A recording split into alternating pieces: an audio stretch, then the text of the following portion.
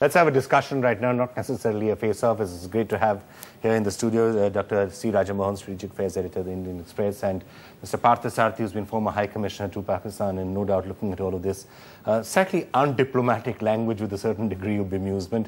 Jayanti Natarajan joining us as well. Jayanti, I'll just come to you in a second. Let me just get a view very quickly on from both of you on the language that we've really been hearing today. And from Mr. Qureshi, there was a certain amount of damage that Mr. Qureshi presumably knew had been done last evening, especially the remark about the Home Secretary. He really did add to that this morning, didn't he? Was that really for the domestic audience? Yeah, I think he was making sure that not even a shred of positive atmosphere remains. I think it's not a question of whether it was insulting or etc. I mean, I think with forgetting the emotional part of it, the question is, why did he do it?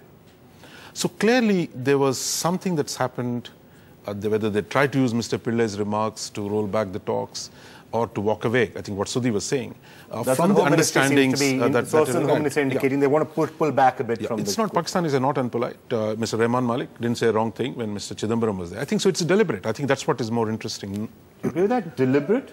That's what, I mean, because he was, let's face it, he was insulting. And to speak like that at a guest is totally against... Vikram, you must understand the situation inside Pakistan. So just give me 2 minutes to say it. One, the civilian government has responsibility but no power. The army wields power but has no responsibility.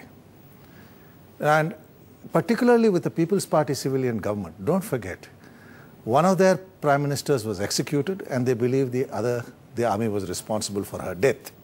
So the People's Party is particularly sensitive on the army and are very solicitous. So you're saying he decided to be tougher than he would have otherwise wanted to be because of the army? It goes beyond.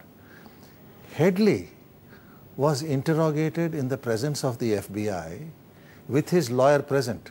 So there is no excuse that this was contrived or he was forced. He has named the ISI. Now, Major Iqbal and all are assumed names. That's how the ISI operates. But there's no doubt about the money received or the involvement of Hafiz Mohammad Saeed, who just the ISI can't give up. I mean, he will reveal too much.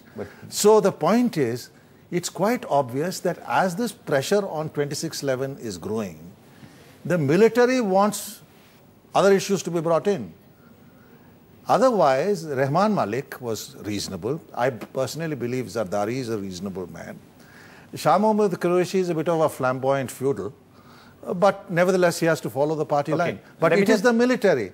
Make no mistake, the Pakistan press today was not all that critical, except for rabid newspapers like Nabai Waqt Nation.